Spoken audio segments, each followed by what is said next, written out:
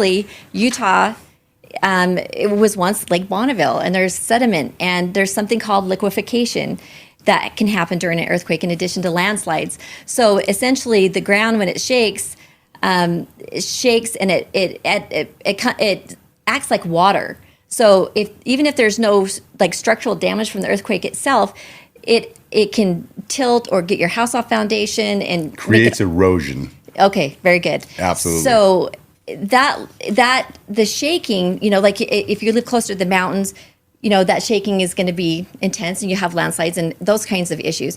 But if you live further out west of the mountains, that shaking is going to get bigger and bigger, and that is going to be even more intense. So just because you don't live near the mountains doesn't mean that you're not at risk. So that's where things like the flooding comes in. All these underground pipes, the little ones, the big ones, the runs that went in the mountains that transport the water from the dams in Heber, the Jordanelle.